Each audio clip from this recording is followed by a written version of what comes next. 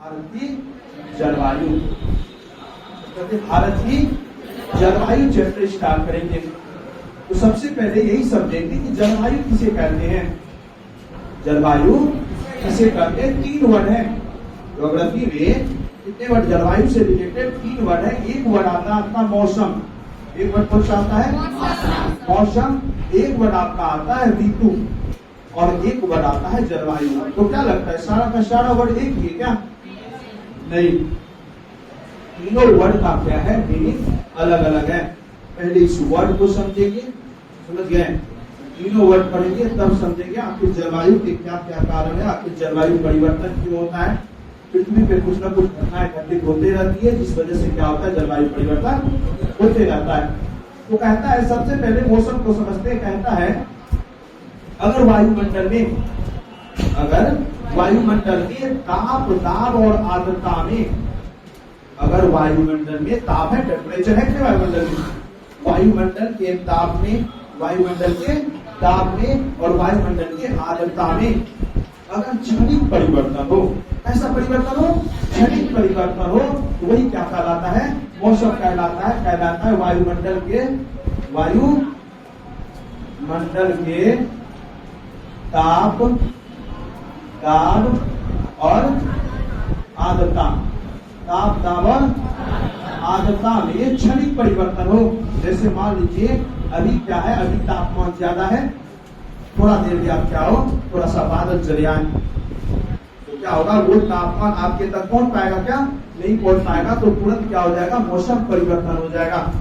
मतलब कहने का सेंस हम ये चाह रहे हैं, अभी तुरंत अभी आप देख रहे हैं दिन में धूप है, इसी टाइम पे बारिश पड़ने लगता है, तो क्या परिवर्तन हो गया? मौसम परिवर्तन हो गया। क्या परिवर्तन हुआ? मौसम। वायुमंडल के ताप, दाब और आर्द्रता में अगर क्षणिक परिवर्तन हो तो उसी को क्या बोलते हैं? मौसम बोलते हैं। अगर यही परिवर्तन, सुनिएगा, यही परिवर्तन अगर वायुमंडल में एक निश्चित समय अंतराल में और चक्रीय क्रम में होने लगे, अगर यही मौसम परिवर्तन एक निश्चित समय अंतराल में और चक्रीय क्रम में होने लगे, चक्रीय क्रम मतलब होता है, जैसे सीधा समझिए हमारे देश में, हमारे भारत में, पूरा वर्ल्ड में कितने साल, कितने महीने का होता है? 12 महीने का। वही कहना चाह रहे, देखिएगा थोड़ा समझिएगा, तीनों में थोड़ा सा भिन्नता है। कहता है वायुमंडल में अगर ताप, दाब और आर्द्रता में क्षणिक परिवर्तन हो तो क्या कहलाता है? मौसम। और कहता है कि वायुमंडल में जो ये मौसम परिवर्तन होता है, समझ गए, इसी का परिवर्तन, यही मौसम परिवर्तन ठीक एक निश्चित समय अंतराल में और चक्रीय क्रम में होने लगे, तो यही क्या कहलाता है? ऋतु कहलाता है। सीधा समझिए क्या है, जैसे मान लीजिए साल के 3 महीना, यहाँ पे लिख लीजिए जनवरी, उसके बाद लिख लीजिए फरवरी, मार्च, अप्रैल, ऐसा ऐसा करके आप महीना लिख लीजिए। तो जनवरी से लेके 3 महीने तक, कितने महीने तक? 3 महीने तक आपका रहता है, एक तरह से मान लेते हैं बसंत ऋतु। फिर आपका नेक्स्ट 3 मंथ रहता है बसंत ऋतु के बाद कौन सा ऋतु? गर्मी ऋतु। कौन सा ऋतु? गर्मी। गर्मी के बाद फिर रहता है आपका कौन सा ऋतु? वर्षा ऋतु। और वर्षा ऋतु के बाद 3 महीने तक रहता है कौन सा ऋतु? शीत ऋतु। कौन सा ऋतु? शीत ऋतु। यही कहता है, समझिएगा, अगर वायुमंडल में ताप, दाब और आर्द्रता में क्षणिक परिवर्तन हो तो मौसम, और यही जो परिवर्तन होता है निश्चित समय अंतराल में, 3 महीना बसंत, 3 महीना गर्मी, 3 महीना वर्षा और 3 महीना शीत। आप कहिएगा सर नाप के चलते हैं तराजू के अनुसार जलवायु को, तो आप मान सकते हैं ऐसे नहीं है। आपका मैथ सब्जेक्ट नहीं है, 4 माने 4 होता है, मैथ नहीं है। मैथ में 7 डिवीजन होता है, आप ज्योग्राफी में 7 डिवीजन कर सकते नहीं। आप कहिएगा सर 3 महीना, ठीक है, जैसे ही 180 दिन पूरेगा अगला दिन गर्मी स्टार्ट हो जाएगा, ऐसा होता है क्या? ऐसा नहीं होता है, धीरे धीरे गर्मी होता है। मतलब आप मौसम या जलवायु को 7 डिवीजन कर सकते नहीं है। इसमें अगर आप 7 डिवीजन कीजिएगा फिर आपका इसमें काम चलेगा नहीं। वही इसमें कहता है कि ये क्या है, इसी को बोलते हैं, देखिए ऋतु कहते हैं। अगर मौसम में परिवर्तन एक निश्चित समय अंतराल में, एक निश्चित समय अंतराल में हो रहा है क्या? और चक्रीय क्रम में हो रहा है। चक्रीय क्रम में शीत के बाद आता है वसंत, वसंत के बाद आता है गर्मी, गर्मी के बाद आता है, ये एक चक्र बन गया है ना। ये इसी प्रकार से चलते रहता है। ऐसा होता है कि शीत के बाद डायरेक्ट आ जाता है वर्षा, शीत के बाद डायरेक्ट गर्मी आता है, नहीं आता। एक क्रम है, चक्रीय क्रम है। वही कहता है कि जब मौसम में परिवर्तन एक निश्चित समय अंतराल में चक्रीय क्रम में होने लगे, चक्रीय क्रम एक निश्चित समय अंतराल में और चक्रीय क्रम में होने लगे, वही क्या कहलाता है? ऋतु कहलाता है। वही क्या कहलाता है? ऋतु कहलाता है। और जलवायु उसको बोलते हैं वायुमंडल की मौसमी घटनाओं को, ऋतु को या मौसम के पूरे किसी भी स्थान का जलवायु अलग अलग होता है। किसी भी स्थान का जलवायु क्या होता है? अलग अलग होता है। उस निश्चित जगह के पार्टिकुलर के 30 से 35 वर्षों का औसत निकाला जाता है। मौसम का क्या निकाला जाता है? औसत निकाला जाता है 30 से 35 वर्षों का, बीते 30 से 35 वर्षों का। जैसे हमारे भारत का, इस बिहार का जलवायु निकालना है, हम पिछला 30 से 35 साल तक जलवायु का देखेंगे कि सबसे ज्यादा कौन ऋतु रहा है हमारे भारत में। औसत निकाल के तब देखेंगे, तब बोलेंगे भारत की जो जलवायु है ना, उष्णकटिबंधीय मानसूनी है। उष्णकटिबंधीय मानसूनी है मतलब भारत में ज्यादातर गर्मी रहता है और फिर वर्षा का मिक्सअप करके रहता है। बात तो समझ में आया क्या? समझ में आया? जलवायु उसको बोलते हैं कि किसी पार्टिकुलर स्थान के 30 से 35 वर्षों का जो पीछे का मौसम का अनुपात निकालते हैं, रेशियो निकालते हैं, वही क्या कहलाता है? उसका जलवायु कहलाता है। मतलब सीधा समझिए, ये आपको एक चार्ट दे दिए और ये जगह आपका भारत देश दे दिए, और भारत देश में 30 से 35 साल है। आज से 30-35 साल 2001 से स्टार्ट कर दीजिए और 2023 तक आइए। तो 2023 में क्या पाया गया? 4 महीना गर्मी था, 2 महीना वर्षा था। समझ गए? फिर 3-3 महीना करके ये था, हो गया भारत। फिर इधर क्या देखता है? 2002 में सुनेगा 5 महीना गर्मी था, 1 महीना वर्षा था। वर्षा कब होता है? समझ गए? फिर इधर क्या देखता है? 3 महीना ये, फिर 3 महीना ये। फिर 2002 में क्या देखा गया? 2003 में 4 महीना गर्मी है, समझ गए? 1 महीना क्या है? वर्षा हुआ। उसके बाद 4 महीना हो गया आपका कौन सा ऋतु? वसंत ऋतु। और 2 महीना हुआ आपका क्या हुआ? शीत ऋतु। अब देखिए धीरे धीरे जितना पहले ठंडी लगता था उतना ठंडी लगता था क्या? अब लगता है क्या? नहीं लगता, मात्र 10 दिन के लिए आता है। तो हम क्या देख रहे हैं? इसमें इसका औसत निकालिए सब ऋतु का, और सब ऋतु का औसत निकाल के हम देखेंगे कि सबसे ज्यादा कौन सा है? उष्णकटिबंधीय। हमारे भारत में सबसे ज्यादा दिनों तक गर्मी रहता है और क्या रहता है? वर्षा रहता है। इस दोनों को मिला के इसीलिए कहता है कि भारत की जलवायु कैसी है? उष्णकटिबंधीय मानसूनी जलवायु है। उष्णकटिबंधीय मानसूनी जलवायु है। तो मतलब औसत निकालते हैं कितने वर्षों तक का? लास्ट के 30 से 35 वर्षों का। और हर क्षेत्र का जलवायु अलग अलग होता है। हमारे बिहार के राज्य जाइए, भारत के अलग अलग राज्य में जाइए, हर अलग अलग राज्य का भी जलवायु अलग अलग होता है। और पूरे देश का तो देश में अलग अलग होता ही है। तो मौसम समझ में आया? वायुमंडल में अगर वायुमंडल के ताप, दाब और आर्द्रता में क्षणिक परिवर्तन हो तो क्या कहलाता है? मौसम। यही क्षणिक परिवर्तन एक निश्चित समय अंतराल में और चक्रीय क्रम में होने लगे तो क्या कहलाता है? ऋतु कहलाता है। और जलवायु कहलाता है कि पिछले 30 से 35 वर्षों के औसत पे, पिछले 30 से 35 वर्षों के मौसमी घटनाओं के औसत को क्या कहते हैं? जलवायु कहते हैं। यहाँ तक समझ में आया?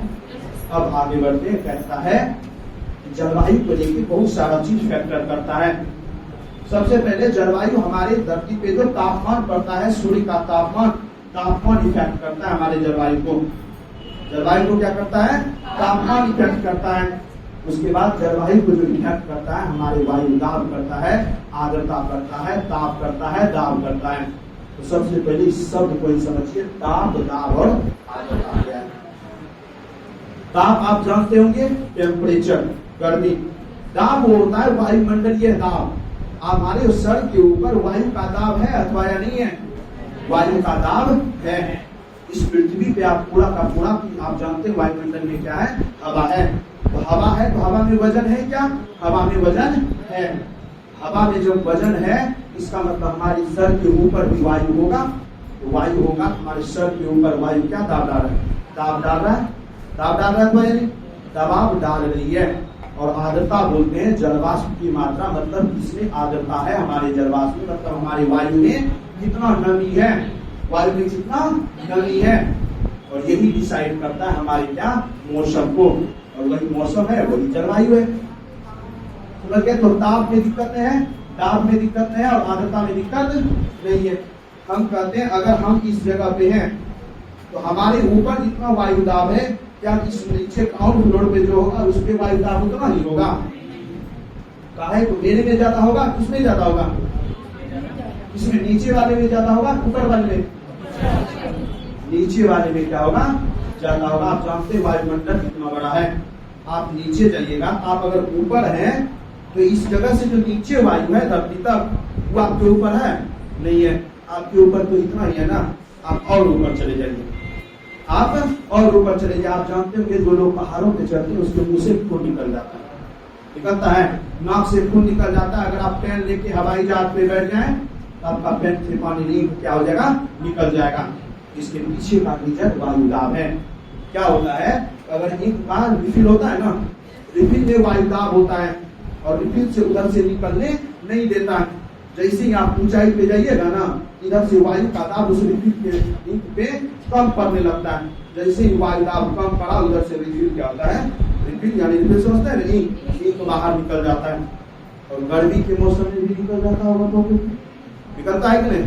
गर्मी के मौसम में क्या होता है कि जैसे जैसे वायु गर्म होती है ना, वैसे वैसे वायु क्या होता है? हल्का होता है। वायु जैसे जैसे गर्म होती है वायु क्या होते जाती है? हल्का होते जाती है। आप देखेंगे घर में वेंटिलेटर ऊपर बनाते हैं अथवा नहीं? उसका काम जानते हैं? इसका काम क्या है? इसका काम है रूम के गर्म हवाओं को बाहर निकालना। जैसे ही आपके रूम में गर्म हवा होगा, रूम क्या होगा?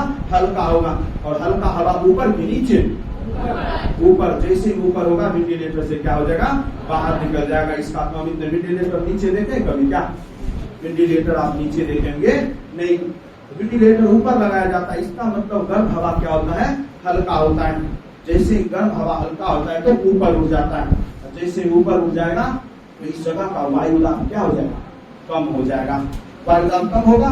वायु दाब जैसे ही कम होगा तो इंक पे जो प्रेशर पड़ रहा था वायु का दाब का, वो क्या हो जाएगा? कम होगा। तो इंक अंदर से बाहर निकलेगा, अंदर से बाहर। कभी ठंडी में देखे क्या पेन पकड़ते हुए? कभी नहीं देखे होंगे। पेन से इंक निकलते हुए आप कभी देखे होंगे नहीं। जब भी देखेंगे आप कब देखेंगे? गर्मी में देखेंगे। इसके पीछे का रीजन वायु दाब है।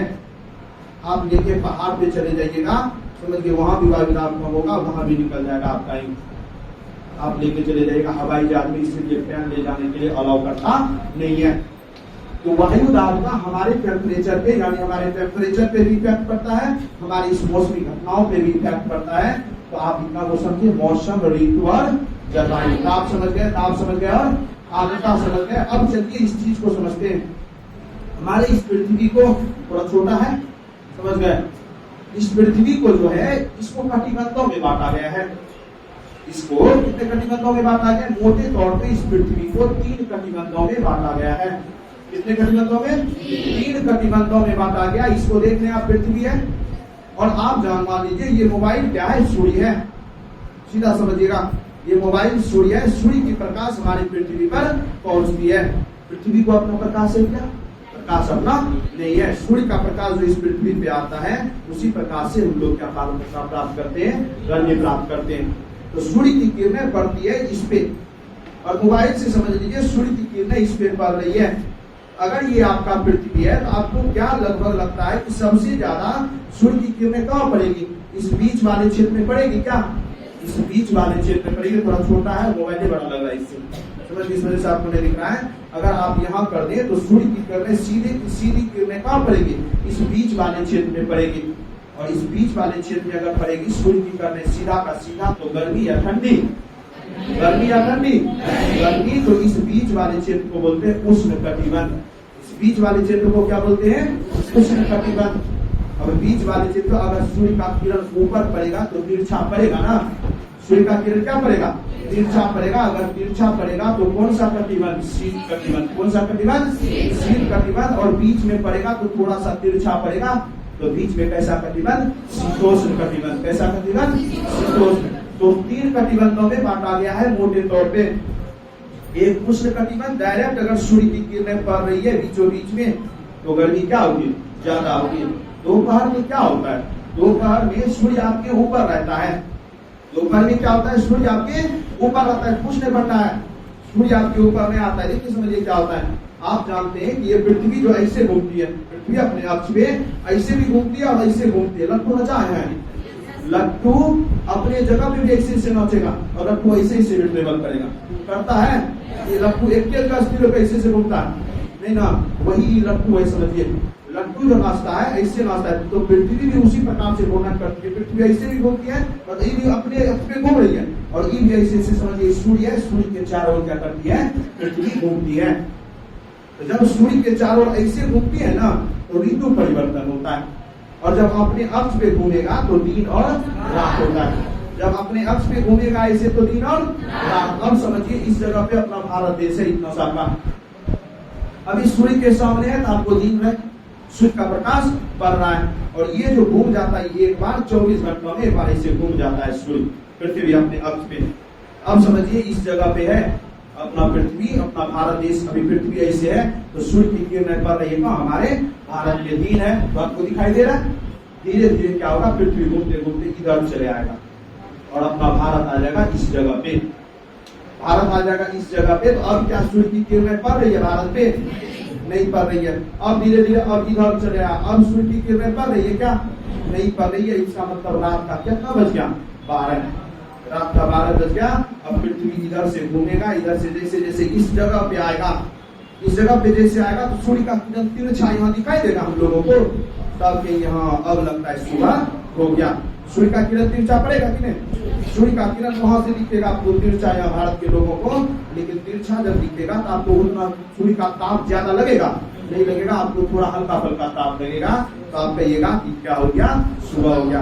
फिर धीरे धीरे घूमते घूमते इतना बुलाएंगे तब 8 हो जाएगा, थोड़ा सा सूर्य का किरण और आएगा। जब आप इस जगह आ जाइएगा एकदम सूर्य के सामने पूरा का पूरा करनी, मतलब दोपहर 12 बज गया।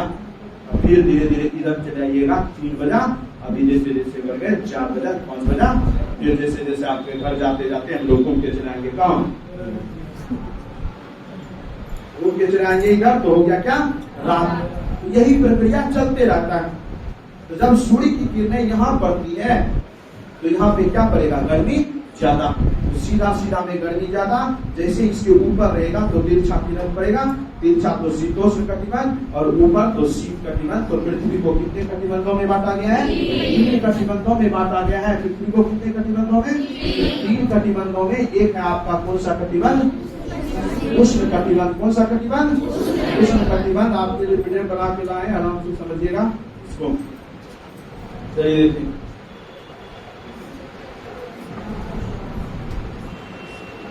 इसको मान लेते हैं क्या, ये पृथ्वी है, ये क्या है आपका, पृथ्वी है। और पृथ्वी कैसी है, गोल है। पृथ्वी कैसी है, गोल है। इसको बनाते हैं, इसको क्या कहते हैं, पृथ्वी के बीचों बीच एक रेखा खींची गई है, जिस रेखा को हम क्या बोलते हैं, भूमध्य रेखा। इस रेखा को क्या बोलते हैं, भूमध्य रेखा। और आप जानते हैं कि पृथ्वी को क्या किसमें बांटा गया, अक्षांशों में बांटा गया। ऊपर कितना डिग्री अक्षांश, 90 डिग्री, नीचे कितना, 90। ऊपर में यहाँ पे आपका 90 डिग्री अक्षांश रेखा, 90 डिग्री अक्षांश रेखा, ऊपर है अक्षांश रेखा, और नीचे भी कैसा है, 90 डिग्री अक्षांश रेखा, 90 डिग्री अक्षांश रेखा। ऊपर कौन सा दिशा, उत्तर, नीचे कौन सा, ऊपर वाले का नाम है उत्तरी ध्रुव। ऊपर वाले का क्या नाम है, उत्तरी ध्रुव, और नीचे वाले का क्या नाम है, दक्षिणी ध्रुव। और बीच वाले का नाम है आपका क्या, भूमध्य रेखा। बीच वाले का क्या नाम है, भूमध्य रेखा है। तो 0 डिग्री है तो ऊपर धीरे धीरे 1 डिग्री, 2 डिग्री, 3 डिग्री, 4 डिग्री, ऐसा ऐसा करके कितना डिग्री तक जाइएगा, 90 डिग्री तक। और इसके नीचे भी जाइएगा 0 डिग्री, 1 डिग्री, 3 डिग्री, ऐसे ऐसे करके कितना डिग्री तक, 90 डिग्री तक। इसी बीच में कोई ना कोई ऐसा डिग्री होगा जो 27.5 डिग्री होगा, समझ गए, जो कितना होगा, 27.5, 33 डिग्री। आप 27.5 याद रखिएगा, कौन सा डिग्री होगा, 27.5 डिग्री होगा। और 27.5 डिग्री जो होगा इसका एक स्पेशल नाम रखा है, जिसका क्या नाम है, कर्क रेखा। इसका क्या नाम रखा है, कर्क रेखा रखा है। और इसके नीचे आइएगा तो नीचे भी 23.5 होगा, ऊपर 23.5 तो नीचे भी 23.5। जो नीचे वाला 23.5 है इसका क्या नाम रखा गया है, मकर रेखा। इसका नाम क्या रखा गया है, मकर रेखा। तो सूर्य की किरणें जो पड़ती है ना, इसी कर्क रेखा और मकर रेखा के बीच में लंबवत पड़ती है। क्या पड़ती है, लंबवत पड़ती है। तो इस बीच वाले क्षेत्र में गर्मी क्या सबसे ज्यादा, गर्मी क्या सबसे ज्यादा। तो कैसा कटिबंध, उष्ण कटिबंध। गर्मी ज्यादा तो उष्ण कटिबंध, और गर्मी ज्यादा तो उष्ण कटिबंध, जिससे जैसे ही आप ऊपर बढ़िएगा 23.5 से 66.5, 23.5 से 66.5, और नीचे भी आइएगा, नीचे भी 66.5। तो इस जगह क्या पड़ती है, सूर्य की किरणें तिरछी पड़ती है, सूर्य की किरणें क्या पड़ती है, तिरछी पड़ती है, तो नीचे भी तिरछी पड़ेगी। तो इस जगह पे आपको गर्मी भी लगता है, थोड़ा ठंडी भी लगता है, गर्मी भी लगता है और ठंडी भी लगता है। तो इसको पूरा का पूरा ये जो बेल्ट होता है, ये कैसा बेल्ट कहलाता है, ये कहलाता है शीतोष्ण कटिबंध, शीत प्लस उष्ण, शीतोष्ण कटिबंध। कैसा कटिबंध, शीतोष्ण कटिबंध। और ये भी आपका पूरा का पूरा बेल्ट क्या कहलाता है, शीतोष्ण कटिबंध। ऐसा कटिबंध, तो शीतोष्ण कटिबंध कितने डिग्री अक्षांश रेखा से कितने डिग्री तक, 43 डिग्री से 66। ऊपर भी, उत्तरी भी और दक्षिणी भी। जैसे इसके ऊपर आइएगा तो इसको बोलते हैं पूरा का पूरा ठंडा प्रदेश, इसको बोलते हैं लोग क्या, शीत कटिबंध। क्या बोलते हैं इसको, शीत कटिबंध। और शीत कटिबंध ऊपर भी और शीत कटिबंध नीचे भी। तो 66.5 डिग्री से 90 डिग्री अक्षांश तक के बीच को क्या बोलते हैं लोग, शीत कटिबंध। कैसा कटिबंध बोलते हैं, शीत कटिबंध, शीत कटिबंध। तो पृथ्वी को कितने कटिबंधों में बांटा गया है, 3 कटिबंधों में। एक आपका उष्ण कटिबंध, एक आपका शीतोष्ण कटिबंध, और एक आपका कौन सा कटिबंध, शीत कटिबंध। समझ में आया, इसका कौन है आप फिर बता रहे। जैसे आपको अगर सेंटेंस लिखाना है, पहले को सिखाते हैं ना, वही को सिखा रहे। अभी जलवायु किए कहाँ इसका, अभी तो हवा चलेगा, कैसे हवा चलेगा, कहाँ से चलेगा, ऐसे चल जाएगा अपने मन से। कौन सा हवा, पछुआ पवन, पूर्वा पवन, व्यापारिक पवन, अश्वक्षण, क्या कहाँ है, ऐसे नहीं है ना, समझ गए। हम लोग के पापा बोलते हैं अब पछुआ पवन का है, पूर्वा वर्षा पड़ेगा। इधर आदमी कहता है अगर पूर्वा पवन कह रहा है तो वर्षा पड़ेगा, पछुआ पवन कह रहा है तो वर्षा पड़ेगा, ऐसा सब आदमी बोलता है, समझ गए। इसके पीछे का एक पूर्वा पछुआ क्या है, यही तो जनरल नॉलेज क्या है, आपको क्या बताया जनरल नॉलेज, यही तो करते हैं जनरल नॉलेज। आपको दुनिया में क्या चल रहा है, कैसे हो रहा है बताइए। देखो बच्चा 5वां क्लास में पढ़ाइएगा, बैठेगा लड़का पूछ लेगा, सर जी हम दी कहीं नहीं, समझ गए, पूछ देगा सर जी हम दी कहीं नहीं, बिजनेस में नहीं तक नहीं देते हमरा घर दिए लड़का बचे, अपने हमरा घर दिए लड़का बचे कहीं नहीं, और वर्षा जून है कहीं नहीं छे, अगस्त में कहीं नहीं छे, समझ गए। ठंडी कहीं नहीं, बच्चा तो पूछेगा, और बच्चा सबसे ज्यादा क्रिएटिव माइंड होता है, वो बैठा रहेगा कुछ बोल देगा, वर्षा पड़ गया, अभी तो पढ़ने का समय है, ठंडी में कहाँ पड़ गया, बरसात होता है गर्मी में, उसके पीछे भी लॉजिक है। तो सारा का सारा जो आपका ये रीजन है, ये आप समझ पाइएगा जब आप इस चीज को समझिएगा तब। तो कितने कटिबंधों में बांटा गया है, 3 कटिबंधों में, उष्ण कटिबंध, शीतोष्ण कटिबंध और शीत कटिबंध। तो 0 डिग्री से लेकर 23.5 डिग्री अक्षांश रेखा के बीच कैसा कटिबंध, 0 डिग्री से ऊपर 23.5 डिग्री का कौन कटिबंध, और 23.5 डिग्री दक्षिण भी कैसा कटिबंध, उष्ण कटिबंध। इससे ऊपर 23.5 से 66.5 कैसा कटिबंध, ऊपर है तो उत्तरी शीतोष्ण कटिबंध ऊपर बोलते हैं, ऊपर है तो उत्तरी और नीचे है तो दक्षिणी शीतोष्ण कटिबंध। वैसे ही ऊपर है तो उत्तरी शीत कटिबंध और नीचे है तो दक्षिणी शीत कटिबंध। तो पृथ्वी को 3 कटिबंधों में बांटा गया है। देखो कितने कटिबंधों में, 3 कटिबंधों में। अब चलिए कि मौसम को जो प्रभावित करता है, ताप करता है, दाब करता है और आर्द्रता करता है। और ताप और दाब में बड़ा घनिष्ठ संबंध है।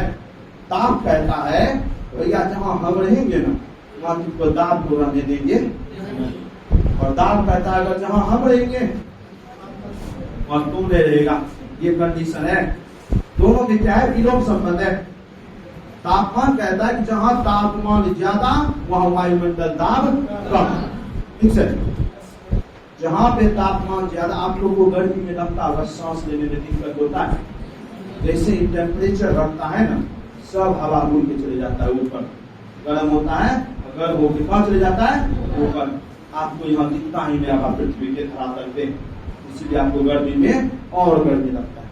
गर्मी में आपको क्या लगता है, और गर्मी लगता है। अगर धूप गिरे और हवा चले तो फिर आपको उतना गर्मी का एहसास होगा नहीं। लेकिन ऐसा कंडीशन होता है नहीं। तो तापमान और ताप में दोनों में अंतर है। तापमान कहता है अगर हम आए तो तुमको यहाँ से निकाल देंगे। तो जैसे ही धरातल पे देखिएगा तो आप एक बात बताइए, इस बीच में थोड़ा सा देखिएगा, इसी वजह से आता है सूर्य की किरणें सबसे ज्यादा कहाँ, यहाँ पे। और अगर सूर्य की किरणें अगर सबसे ज्यादा इस वाले बेल्ट में पड़ेगी तो इस जगह पे कैसा वायुदाब, निम्न वायुदाब। कैसा वायुदाब, निम्न वायुदाब। निम्न वायुदाब मतलब वायु यहाँ पे कम होगी। और वायु का ये फंक्शन है, वायु जो चलती है निम्न उच्च वायुदाब से किधर चलती है, निम्न वायुदाब की ओर। उच्च वायुदाब से पहले वायुदाब समझिए क्या, वायुदाब नहीं समझे पहले। जब वायुदेव समझे तो हम कहा बिगाड़ेगा, समझ गए। जब वायुदाब ही नहीं समझे हैं, समझ गए, तो फिर उससे क्या चर्चा करें, तो चली आइए। देखिए आप कितना वो समझिए, ये पूरा का पूरा पृथ्वी है और पृथ्वी पे क्या है, वायुमंडल है। पृथ्वी पे क्या है, वायुमंडल है।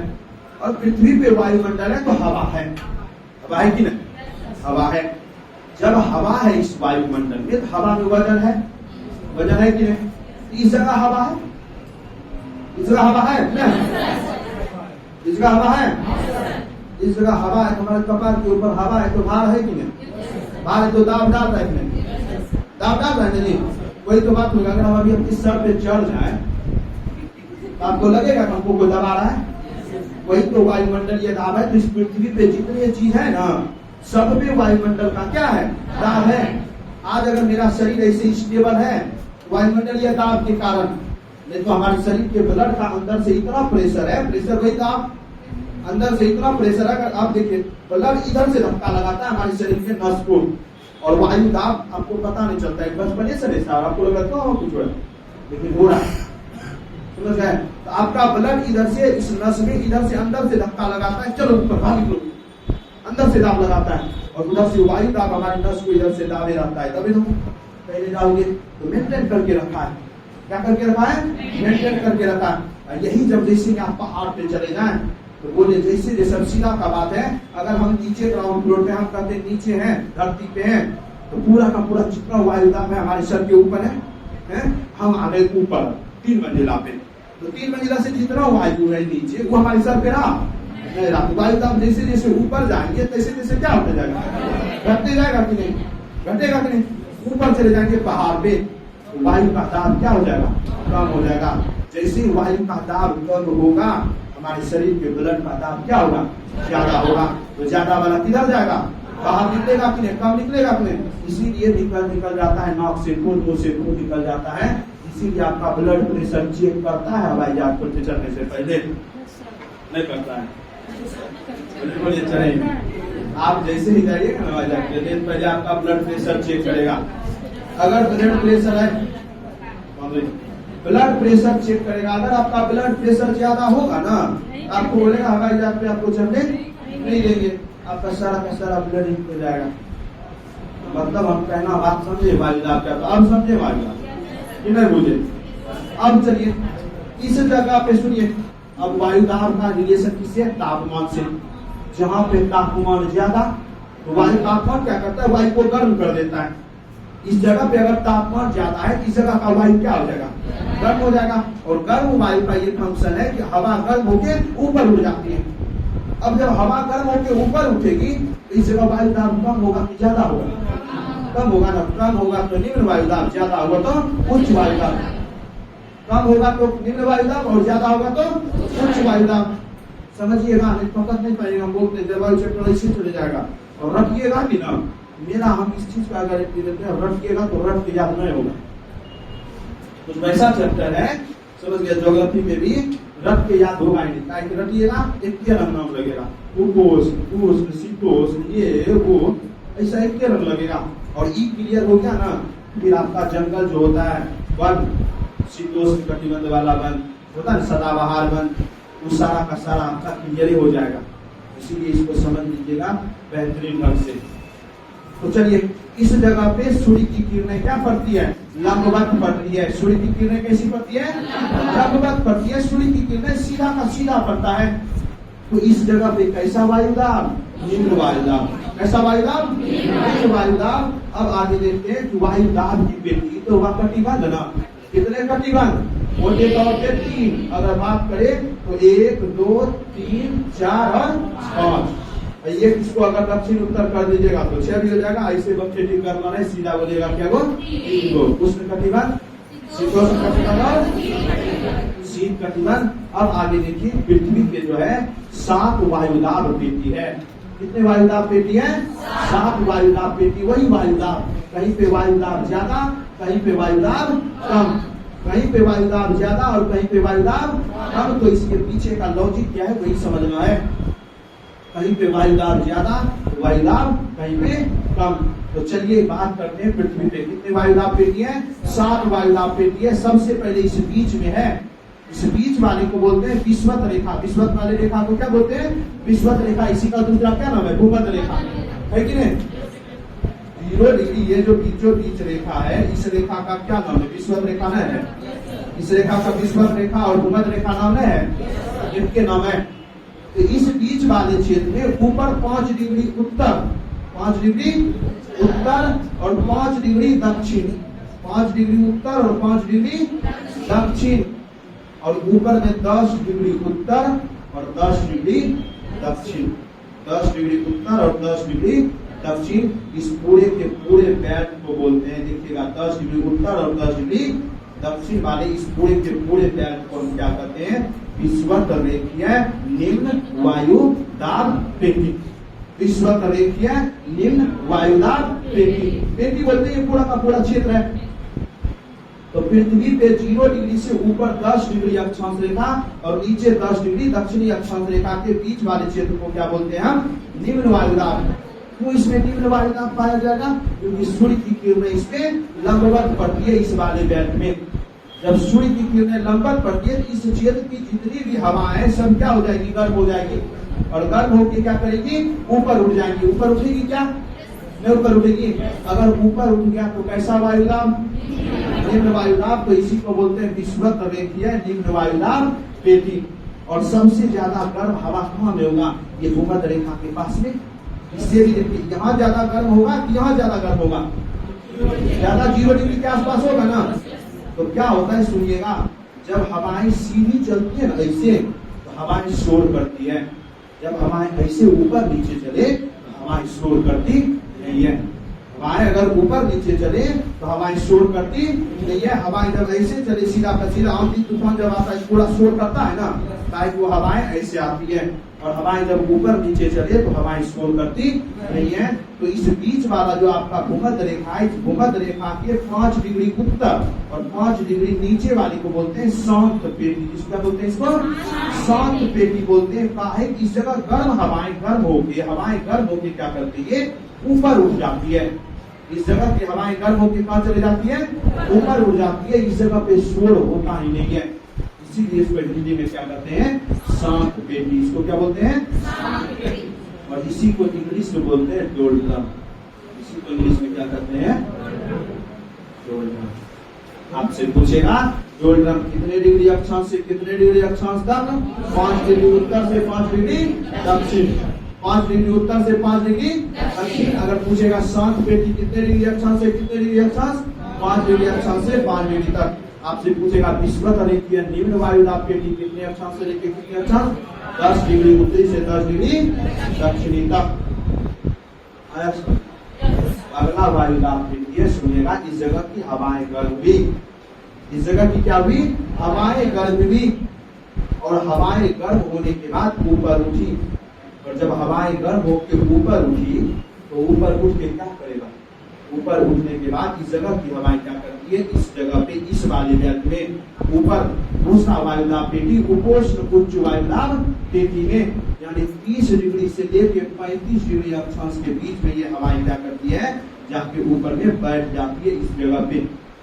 और इस जगह पे हाई प्रेशर बेल्ट बनाती है। कैसी बेल्ट बनाती है, हाई प्रेशर बेल्ट, यानी उच्च वायुदाब बेल्ट बनाती है। इस जगह की जो हवाएं ऊपर उठती है, ऊपर जैसे जैसे उठेगा हवाएं क्या होते जाएगी, ठंडा या गर्म, ठंडा या गर्म, बोले ना जैसे जैसे ऊपर जाते जाइएगा तापमान क्या होते जाएगा, ठंडा, और तापमान ऊपर होते जाएगा, ऊपर जैसे जैसे जाते तापमान ठंडा, और नीचे जैसे आते आते गर्म, यानी तापमान बढ़ते जाता है। जैसे ही वायु ऊपर उठ के जाएगी ऊपर धीरे धीरे वायु क्या हो जाएगा, ठंडा, और जैसे ही वायु ठंडा होगा तब तो भारी हो गया, तो भारी होगा तब क्या करेगा, नीचे बैठेगा, तो नीचे बैठेगा तो कहाँ, इसी जगह नहीं, नीचे बैठेगा तो इस वाले बेल्ट में बैठेगा 30 डिग्री उत्तरी अक्षांश से लेके 35 डिग्री उत्तरी अक्षांश के बीच। इस वाले बेल्ट में क्या करेगा, हवाएं बैठ जाएगा, और इधर वाला हवाएं बैठ जाएगा कहाँ, इस वाले क्षेत्र में, इधर वाले क्षेत्र में आके बैठ जाएगा। इस जगह पे कैसा बेल्ट बनाएगा, उच्च वायुदाब पेटी बनाएगा। कैसा बनाएगा, उच्च वायुदाब पेटी, और इसको नाम रखते हैं उपोष्ण उच्च वायुदाब पेटी। तो सबसे पहला है विषुवत रेखीय निम्न वायुदाब पेटी, अगला है ऊपर में उपोष्ण उच्च वायुदाब पेटी, और नीचे है उपोष्ण उच्च वायुदाब पेटी। ये वाला हो गया दक्षिणी, ऊपर वाला हो गया। ये सब कहाँ इमेजिन कर रहे हैं आप, यहाँ इमेजिन कर रहे हैं। ये सब देखिए पृथ्वी है, और पृथ्वी के ये वातावरण है, इस जगह इसको वातावरण मानिए, और इस जगह पे समझिए सूर्य की किरणें पड़ रही है। इस जगह का जो गर्म हवा है, गर्म हवा उठ के कहाँ जाएगा, ऊपर जाएगा, और ऊपर ठंडा होके कहाँ बैठेगा, इस बीच में ऊपर थोड़ा बैठेगा, और यहीं पे आपका कौन सा वायुदाब पेटी, उपोष्ण उच्च वायुदाब पेटी। जहां से पहले वायु था ऊपर से एक और वायु आया और दबाव डाल दिया, तो ज्यादा वायुदाब की कम वायुदाब, ज्यादा वायुदाब, तो उस जगह पे कैसा वायुदाब हो जाता है, उच्च वायुदाब। अगला होता है निम्न वायुदाब। छोड़ दें, इतना ही रहने देते हैं इसको, लग रहा है ज्यादा हो जाएगा, एक दिन खाली बात है।